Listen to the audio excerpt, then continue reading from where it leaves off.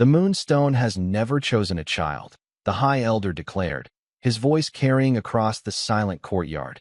And for a moment, every wolf in the kingdom believed those words were true. The sacred arena of Silver Hollow stood beneath a sky washed in moonlight, its ancient marble glowing like polished pearl.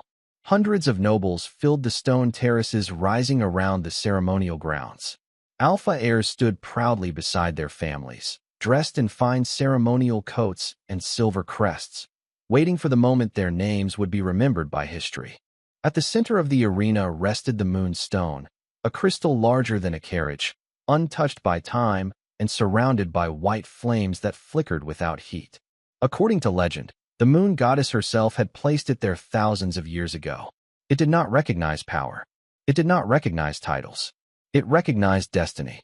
King Ronan Blackthorn sat upon the royal platform overlooking the gathering. At 34, he remained the most powerful alpha in the territories.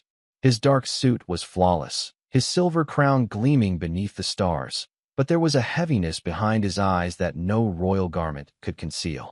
Beside him sat Queen Celeste, beautiful and poised as always, though her smile seemed tighter tonight. For 8 years the kingdom had waited for an heir. For 8 years the Moonstone had remained silent. One by one, young candidates stepped forward. Sons of alphas, daughters of noble bloodlines, children whose families had spent years preparing for this moment. Each approached the crystal with hopeful eyes. Each placed a trembling hand against its surface, and each stepped away disappointed. The Moonstone remained dark. Murmurs spread through the crowd. The High Elder exchanged uneasy glances with the royal council. This was not supposed to happen. Then, from somewhere near the outer gate, a small voice broke the tension. "Excuse me." The sound was soft, almost lost beneath the whispers. Heads turned. A boy stood at the edge of the arena. He looked no older than 8. His brown jacket was worn from travel, and his boots carried dust from miles of road. He was clearly not a noble, clearly not a candidate. Yet he stood there without fear, staring directly at the glowing crystal. Several guards immediately moved toward him. "This area is restricted," one said firmly. The boy blinked. "I'm sorry," he answered politely. "I didn't know." His voice carried an unusual calm. Not arrogance, not nervousness, simply honesty. The crowd chuckled softly. Some nobles rolled their eyes. A few whispered about careless villagers who failed to understand royal customs. But before the guards could escort him away, something unexpected happened. The white flames surrounding the Moonstone flickered. Then they rose higher. The entire arena fell silent. The boy looked around in confusion. "Did I do something wrong?" he asked. Nobody answered. The crystal suddenly released a pulse of silver light that spread across the courtyard like moonlit water. Gasps erupted from every direction. The guards froze. The council members stood from their seats. Even the High Elder seemed unable to breathe. The boy instinctively took a small step backward. Yet the light followed him. It wrapped around his shoulders like a cloak woven from starlight. King Ronan rose slowly to his feet. His pulse hammered against his ribs. There was something strangely familiar about the child's face. Something buried deep within memories he had spent years trying to forget. Then the impossible happened. The Moonstone cracked with a sound like distant thunder. A single beam of silver radiance shot upward into the night sky, illuminating the entire kingdom. The High Elder stared at the boy with wide eyes before falling to one knee. Around him, nobles followed. Then council members. Then warriors. One after another, hundreds of wolves bowed their heads. The child stood frozen in disbelief. "Why is everyone looking at me?" he whispered. And far above them, hidden behind the clouds, a full moon emerged from the darkness, brighter than anyone had seen in generations. 8 years earlier, the kingdom celebrated beneath silver lanterns and moonlit banners. Music drifted through the royal palace while nobles filled the grand hall, dressed in their finest attire for what many believed would be a joyful announcement. Alara Whitmore stood near a marble balcony overlooking the festivities, one hand resting gently against the small curve of her stomach. She was carrying the future heir of the kingdom. At least, that was what everyone believed. A warm breeze moved through the open windows, carrying the scent of moonflowers across the hall. Alara smiled softly as she watched couples dance beneath crystal chandeliers. For the first time in years, she allowed herself to imagine a peaceful future. A family. A child. A home built beside the man she had loved long before he became king. Across the hall, however, another pair of eyes followed her every movement. Celeste Whitmore stood among the guests wearing a silver gown that sparkled beneath the lights. To everyone else, she looked graceful and elegant. But behind her smile lived something darker. Envy. It had followed her for years. Alara had always been the admired sister. The chosen one. The woman who earned the Alpha King's affection. No matter how hard Celeste tried, she always felt like she was standing in someone else's shadow. 3 weeks earlier, Celeste had quietly begun spreading rumors through the palace. Never openly, never directly. A carefully placed question here. A concerned observation there. She never accused Alara of anything. Instead, she planted doubt. "Do you think it is strange?" she would ask. "The timing seems unusual." By the time those whispers reached certain members of the council, they had grown into something far more dangerous. Questions about the unborn child. Questions about certainty. Questions that should never have existed. Ronan heard them all. At first he ignored them. Then he listened. Then he began doubting. The kingdom had powerful enemies. Political rivals.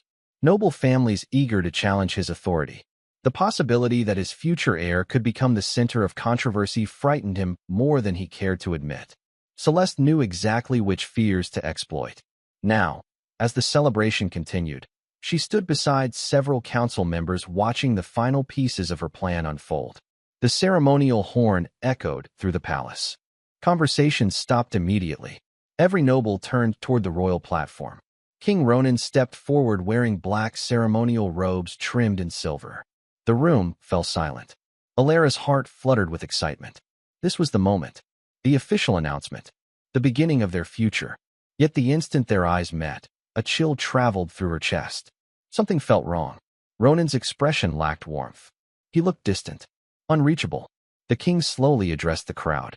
"Tonight, I make a decision for the future of this kingdom." The hall remained silent. Alara instinctively touched her stomach. Her child shifted gently beneath her hand. "Leadership requires sacrifice," Ronan continued. "Personal desires must sometimes yield to what is best for the realm." Confusion spread across the audience. Alara frowned. These were not the words she expected. Then Ronan extended his hand. Not toward Alara, toward Celeste. Gasps erupted throughout the hall. Alara felt her entire world tilt. Celeste stepped onto the platform beside him. Confidence shone in her eyes. Victory. The realization struck Alara like ice water. Her sister had known. Perhaps she had known all along. Ronan's voice echoed across the chamber. "I have chosen a different path for the future of this kingdom." The crowd stood frozen. No one seemed able to breathe. Alara looked directly at Celeste. For one brief second, her sister's perfect mask slipped. A small smile appeared. Not kind. Not apologetic. Triumphant. In that instant, Alara understood. This had never been about love. It had never been about destiny. Someone had carefully arranged this moment. And as whispers exploded through the grand hall, Alara realized the greatest betrayal had not come from the king alone. It had come from the sister standing proudly at his side. The applause began before Alara even reached the palace doors. That was the part she would remember most. Not the announcement. Not the betrayal. The applause. Hundreds of people celebrating while her world quietly fell apart. She walked through the grand corridor alone, one hand resting protectively against her stomach. Behind her, music returned to the ballroom. Laughter followed. The kingdom had already accepted its new future. No one came after her. No one called her name. The palace that once felt like home suddenly felt enormous and unfamiliar. Moonlight spilled through stained glass windows, painting silver patterns across the marble floor. Every step echoed in the silence. By the time she reached her private chambers, tears blurred her vision. She closed the door gently and stood motionless. Around her were reminders of dreams that now belonged to someone else. A small cradle catalog lay open on a table. Tiny knitted blankets rested inside a basket beside the fireplace. There was even a sketch of a nursery she had spent weeks designing. Alara lowered herself into a chair and stared at the drawing. She had imagined showing it to Ronan. She had imagined watching him smile. Instead, he had stood beside her sister. A quiet knock interrupted her thoughts. Hope surged through her chest despite everything. Perhaps Ronan had finally come. Perhaps he wanted to explain. Perhaps he realized the mistake he had made. She hurried to the door and opened it. Her hope vanished instantly. Celeste stood in the hallway. Elegant. Perfect. Victorious. She held a small velvet pouch in her hand. "May I come in?" Alara said nothing. Celeste stepped inside anyway. For several seconds, neither woman spoke. The silence between them felt heavier than any argument. Finally, Celeste placed the pouch on a nearby table. The soft clink of coins echoed through the room. "What is that?" Alara asked quietly. "Money." Celeste smiled. "You will probably need it." Alara stared at her sister in disbelief. "Need it? You are leaving the palace." Celeste's voice remained calm. "Life outside these walls is different." The words sounded polite, concerned even. Yet beneath them lay something sharp enough to wound. Alara slowly rose from her chair. "You planned this." For the first time, Celeste did not deny it. "I did what I had to do." "By lying?" Celeste folded her arms. People believed what they wanted to believe. The answer was enough. Alara felt something inside her finally break. Not loudly, not dramatically, quietly, the way ice cracks beneath winter snow. She picked up the velvet pouch and placed it back into Celeste's hands. "Keep it." Her sister blinked. "You will need help." "I may lose a palace," Alara replied, "but I will not lose my dignity." For the first time that evening, uncertainty flickered across Celeste's face. Only for a moment. Then it disappeared. She turned and walked toward the door. Before leaving, she paused. Ronan made his choice. Alara looked directly into her eyes. "No, you made sure he did." Celeste left without another word. Hours later, long after darkness settled across the kingdom, a royal messenger arrived carrying official orders. Alara was to leave before sunrise. Transportation had been arranged. A cottage near the northern frontier would be provided. Temporary support would be granted for 6 months. Nothing more. She read the document once, then folded it carefully. There was no apology attached, no farewell, no acknowledgement of the child she carried. Before dawn, she packed only what she could carry.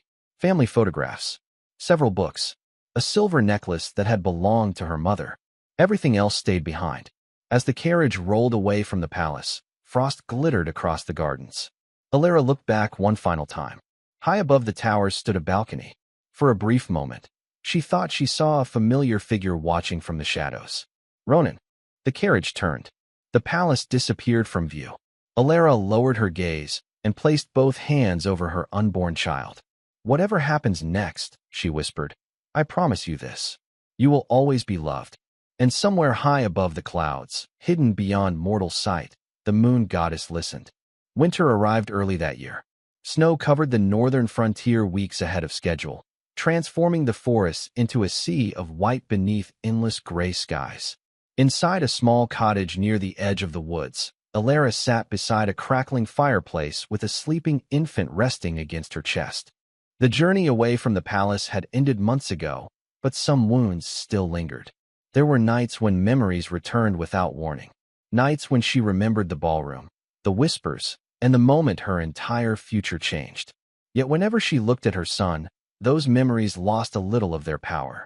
Orion had become her reason to keep moving forward. Her reason to smile again. The first years were not easy. The cottage was small. Money was limited. Every winter brought new challenges. Alara learned how to repair fences, chop firewood, and stretch every dollar as far as possible. Some days, she worked from sunrise until darkness. Through it all, Orion remained her brightest blessing. Even as a toddler, he seemed unusually gentle. He thanked people without being asked, shared whatever little he had, and somehow, animals trusted him almost immediately. Deer often appeared near the cottage without fear. Birds landed close enough to eat from his hand. Once, a wounded fox wandered into their yard during a snowstorm and refused to leave Orion's side for nearly a week. The neighbors noticed. Most smiled and called him special. Others exchanged uneasy looks when they thought Alara was not watching.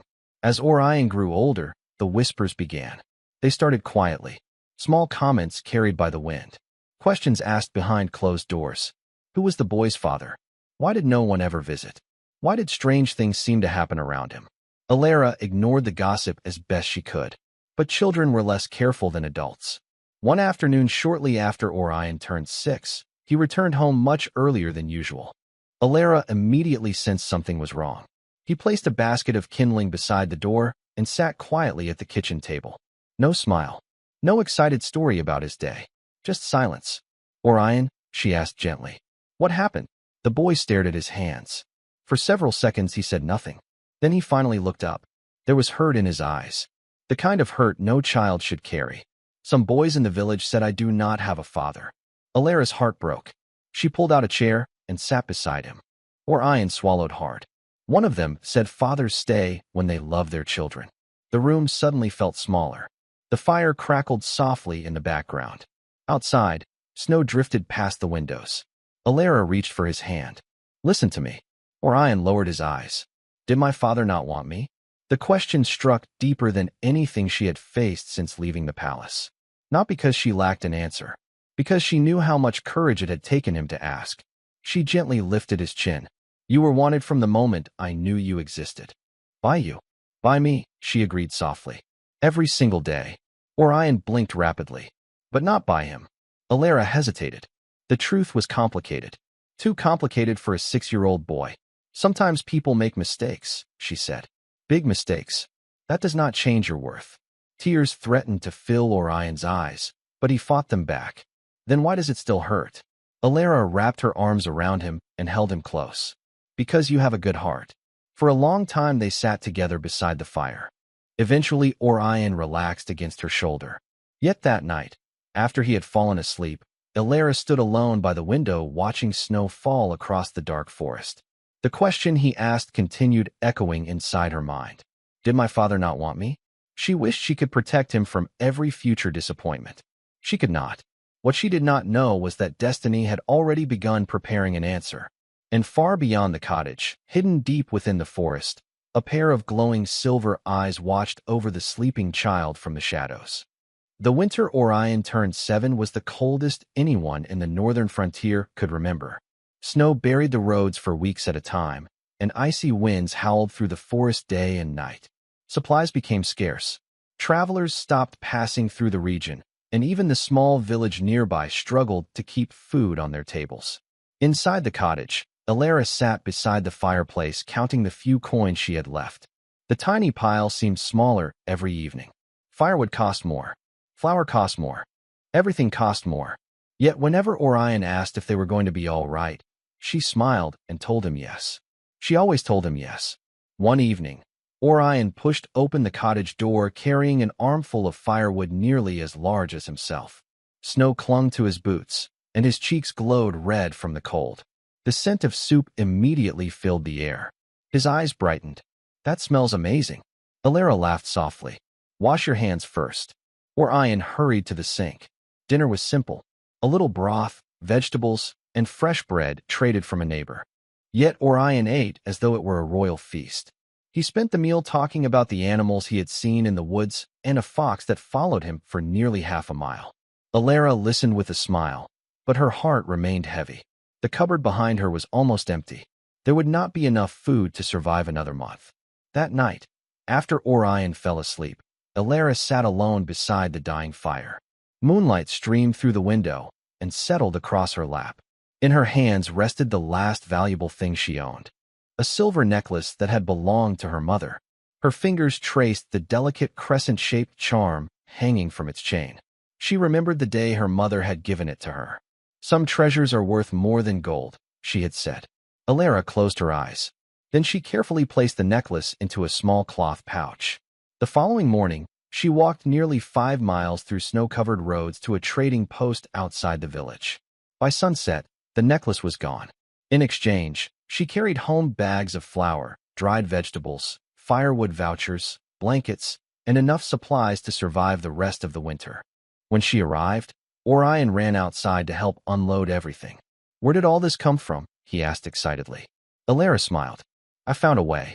For several days, that answer satisfied him. Then one afternoon he accidentally discovered the empty jewelry box hidden inside her dresser. The necklace was gone. He knew exactly what it meant. That evening, he sat unusually quiet beside the fireplace. Alara noticed immediately. What is it? She asked. Orion stared into the flames. You sold Grandma's necklace, did you not? Alara froze. The room fell silent. How did you know? I looked for it. His voice softened. Because I wanted to see it again. Alara moved closer and sat beside him. Orion's eyes filled with tears. You love that necklace. Alara gently brushed a strand of hair away from his forehead. Then she smiled through her own tears. That necklace was my mother's memory. But you are my heart, Orion. The words broke through every wall he had been trying to build. He wrapped his arms around her and buried his face against her shoulder. Not because he was sad, because for the first time, he truly understood how much his mother had sacrificed for him. Alara held him tightly while the winter storm raged outside. Inside the small cottage, warmth filled every corner of the room. Neither of them noticed the faint silver glow beginning to shine beneath Orion's shirt directly above his heart. The crescent mark had returned. This time it remained visible longer than ever before. Far away inside the royal archives, an elderly historian opened an ancient prophecy and felt his breath catch in his throat. Because every sign described in the forgotten text was beginning to appear exactly as foretold. The winter eventually passed, but some wounds remained long after the snow disappeared. Orion carried one of those wounds with him every day. He rarely asked about his father anymore, yet Alara could see the questions still living behind his eyes. Whenever other children spoke about their families, he grew quieter. Whenever travelers arrived with stories about distant kingdoms and powerful leaders, he listened more carefully than anyone else. He was searching for something, even if he did not fully understand what it was. Spring brought warmer weather and more visitors to the frontier. Merchants, hunters, and travelers often passed through the village on their way north. Most stayed only a day or two before continuing their journeys. One afternoon, a wealthy nobleman arrived with several servants and rented a room at the village inn. His expensive clothes immediately drew attention. So did his attitude. He carried himself like a man accustomed to being important. That evening, Alara visited the market to purchase flour and supplies. Orion walked beside her carrying a small basket. The village square bustled with activity as merchants packed their wagons before sunset. Alara enjoyed moments like these. They reminded her that life continued moving forward. Then she heard someone say her name. Not kindly, not warmly. The voice carried surprise mixed with amusement. Alara turned. The nobleman stood only a few feet away. His eyes widened as recognition settled across his face. Well, he said slowly. This is unexpected. A chill ran through Alara. She recognized him too. Lord Barrett Ashford, a minor noble who frequently attended royal events years ago. He glanced at her simple clothes, then at the basket in her hands. Finally, his attention settled on Orion. Understanding flashed in his eyes. So this is where you ended up. Several nearby villagers paused to listen. Alara straightened her shoulders. Good afternoon, Lord Ashford. The nobleman smiled. I never imagined I would find the former mate of the Alpha King living out here. The square grew quiet. Orion froze. The basket nearly slipped from his hands. Alara's heart sank. For years, she had protected her son from the truth. Not because she was ashamed, because she wanted him to have a normal childhood. Now that protection shattered in a single sentence. Lord Ashford continued speaking, unaware of the damage he was causing. Life certainly changes quickly, does it not? Some villagers exchanged shocked glances. Others looked toward Orion with newfound curiosity. The boy stood perfectly still. What did you say? He asked softly. Lord Ashford looked surprised. You did not know? Alara immediately stepped forward. That is enough. Something in her voice finally silenced him. The nobleman cleared his throat awkwardly and walked away. But the damage was done. The walk home felt longer than usual. Neither Alara nor Orion spoke. The forest seemed unusually quiet around them. Even the birds had fallen silent. By the time they reached the cottage, the sun was disappearing behind the trees. Orion set down the basket. The Alpha King, he asked. Alara closed her eyes briefly. The moment she had feared for years had finally arrived. Yes. You knew him? Yes. Orion swallowed hard. Was he my father? The question hung between them. There was no escaping it now. No protecting him with half-truths. Alara slowly nodded. Orion stared at her. For several seconds he said nothing at all. Then he looked away. Not angry. Not confused. Simply hurt. Deeply hurt. So he knew about me? Alara's heart broke all over again. No, she answered honestly. He never met you. Orion walked to the window and stared into the darkening forest. Tears filled his eyes, but he refused to let them fall. Then he does not even know I exist. That realization seemed to wound him more than anything else. Later that night, after Orion finally drifted to sleep, Elara sat beside the fireplace alone. Fear gnawed at her thoughts. The truth was no longer hidden, and somehow she sensed that revealing it had changed everything. Outside, moonlight spilled across the forest floor. Deep among the trees, the crescent mark above Orion's heart suddenly began glowing brighter than ever before. And hundreds of miles away inside the royal archives, Theodore Vance uncovered a forgotten line in an ancient prophecy that made his blood run cold. The child rejected by a king shall be chosen by the moon. The prophecy changed everything. Theodore Vance sat alone inside the royal archives long after midnight, staring at the ancient parchment spread across his desk. Candlelight flickered against stone walls while silence filled the room. He had spent 3 days verifying every translation, comparing every record, searching for even the smallest mistake. There was none. The words remained exactly the same. The child rejected by a king shall be chosen by the moon. Theodore slowly leaned back in his chair. Throughout his life, he had studied prophecies, legends, and forgotten histories. Most contained symbolism, ambiguity, room for interpretation. This one did not. The meaning felt direct, uncomfortable, dangerous. Because if the prophecy was true, the future heir of the kingdom might not come from the royal palace at all. The following morning, Theodore requested an emergency audience with the royal council. The meeting quickly became heated. Several nobles dismissed the prophecy as superstition. Others argued that the signs appearing across the kingdom could no longer be ignored. Reports continued arriving from every corner of the territories. Ancient relics awakening, temple bells ringing without explanation, sacred wolves appearing near villages. None of it made sense separately. Together, however, they painted a troubling picture. What exactly are you suggesting? One council member demanded. Theodore opened the parchment. I am suggesting that the moon goddess has already chosen. The room fell silent. Across the table, Queen Celeste felt her pulse quicken. For months, she had sensed something slipping beyond her control. Now that feeling returned stronger than ever. Chosen whom? She asked carefully. Theodore met her gaze. That is what we must discover. Meanwhile, life in the northern frontier had become strangely restless. Ever since learning the truth about his father, Orion seemed different. Not bitter, not angry, just quieter, more thoughtful. Some evenings Elara would find him sitting beside the creek, staring at the water for long periods without speaking. He was trying to understand how a man could know nothing about his own son, trying to understand where he belonged. One afternoon, while walking through the forest alone, Orion noticed something unusual. The animals were behaving strangely. Birds gathered along branches overhead as though watching him. Deer stepped from the trees and remained nearby instead of fleeing. Even the wind seemed to carry a strange energy through the woods.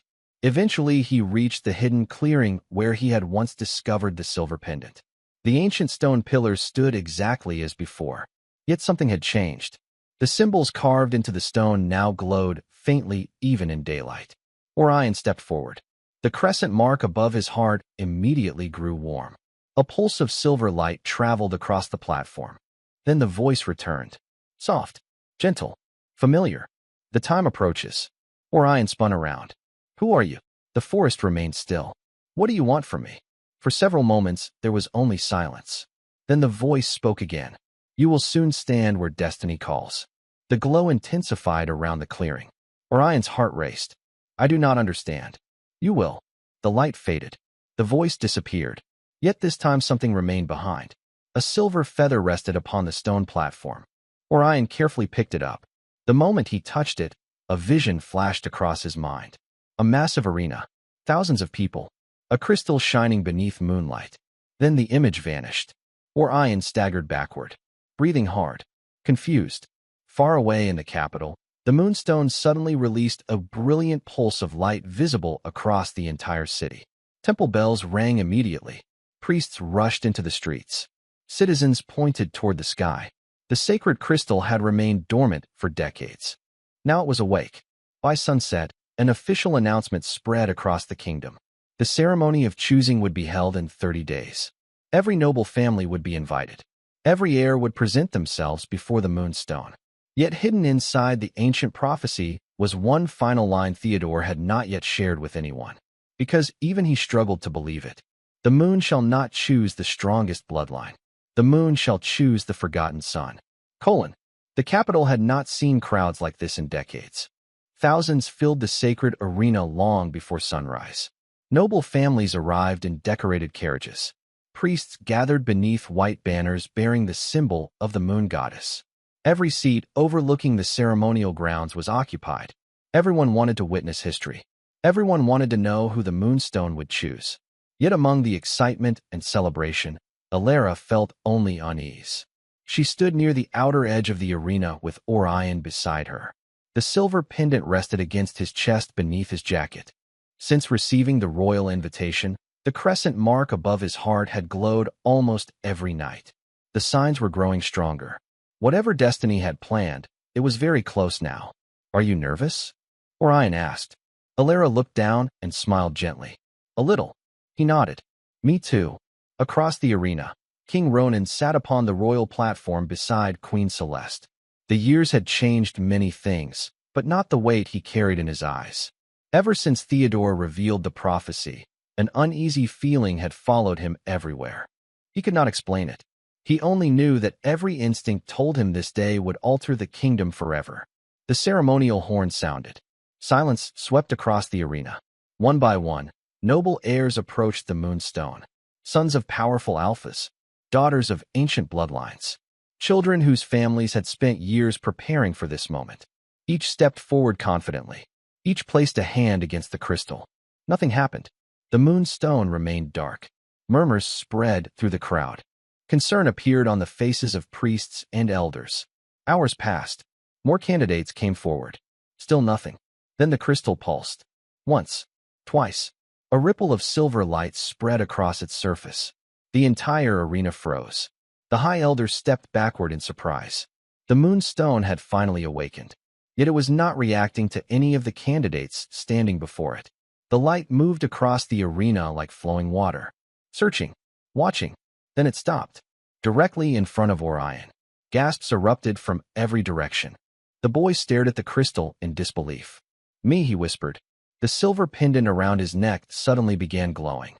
At the same moment, the crescent mark beneath his shirt blazed brightly enough to shine through the fabric. The moonstone answered with a burst of silver light so powerful that many spectators shielded their eyes. Then something happened that no one expected. Images appeared inside the crystal. Not visions of the future, memories of the past. The entire arena watched in stunned silence as scenes unfolded across the glowing surface. Alara standing in the palace years earlier, her hand resting protectively on her stomach. Celeste whispering to council members behind closed doors. Rumors spreading through the court. Doubt growing. Then came the announcement. Ronan choosing Celeste. Alara walking away heartbroken. The palace watching her leave. The crowd gasped. No one spoke. The moonstone continued revealing everything. The exile. The lonely cottage. The difficult winters. Alara selling her mother's necklace to feed her son. Orion asking if his father ever wanted him. Tears filled countless eyes throughout the arena. Even hardened nobles lowered their heads in shame. Across the royal platform, Celeste turned pale. "No," she whispered. "Stop." But the crystal did not stop. Truth poured from it like moonlight. Every lie, every sacrifice, every forgotten moment. There was nowhere left to hide. Finally, the images faded. Silence remained. Deep, overwhelming silence. Then Orion looked toward the royal platform. His eyes met Ronan's. For the first time, neither needed explanations. The truth stood between them, visible to the entire kingdom. Ronan slowly rose from his seat. His face had gone pale. Regret, sorrow, and realization collided inside him all at once.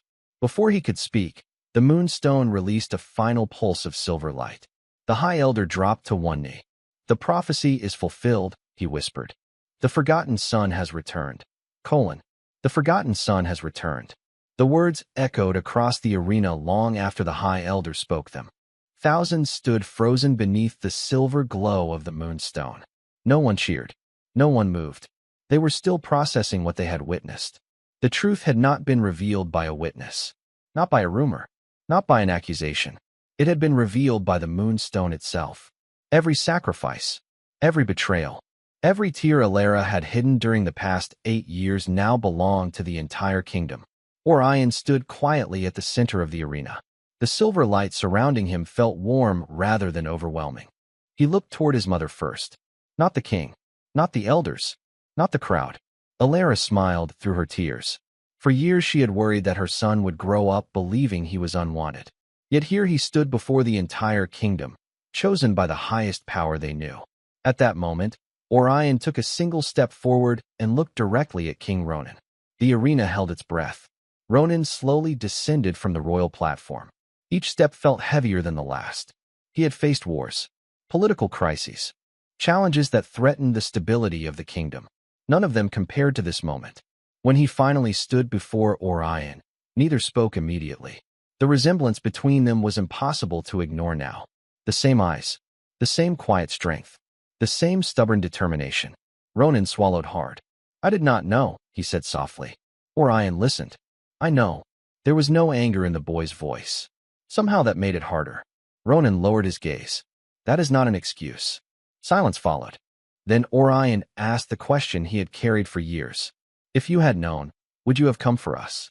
The arena became perfectly still. Ronan closed his eyes. For a moment, he could not answer. Because the truth hurt. "I would like to believe that I would have," he admitted. "But I was not the man I should have been." Orion studied him carefully. Then he glanced toward Alara. She was. Tears filled countless eyes throughout the crowd. Orion's voice remained calm. "Honest. You are the king. But she is the one who raised me." The words struck deeper than any accusation ever could. Ronan nodded slowly. He accepted them because they were true. Then something extraordinary happened. The sky above the arena darkened. Not with storm clouds. With silver moonlight. A radiant glow spread across the heavens. Every person present looked upward. The air itself seemed to shimmer. Then a voice filled the arena. Gentle, powerful, impossible to ignore. The kingdom measured worth through power. The voice echoed across every stone and tower. But true worth is revealed through love. The moonstone blazed brighter than the sun. Silver light descended from the sky and settled around Alara. She instinctively stepped backward, but the glow followed her. Warm, comforting, familiar. The voice spoke again. "They forgot your sacrifice." Alara's tears fell freely now. "I did not." A crown of silver moonlight slowly formed above her head. The entire arena watched in awe. It was not placed there by a king, not by nobles, not by tradition. It came directly from the blessing of the moon goddess. One by one, the elders knelt, then the priests, then the warriors. Soon thousands throughout the arena bowed their heads. Not because they were commanded to, because they understood what they were witnessing. Alara Whitmore, the woman once sent away and forgotten, had been chosen as Moon Queen. The silver light then shifted toward Orion.